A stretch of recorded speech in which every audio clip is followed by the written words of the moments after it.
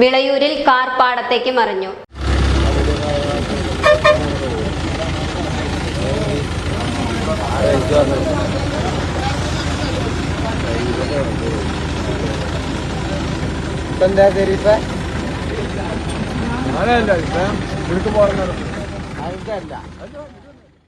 എടപ്പലം പാടത്താണ് സംഭവം.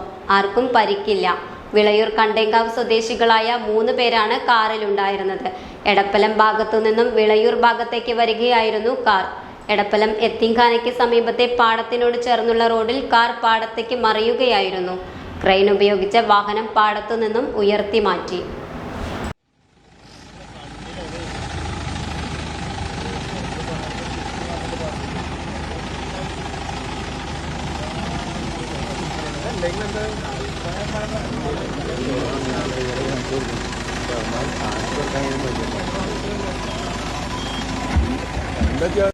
Dot view news.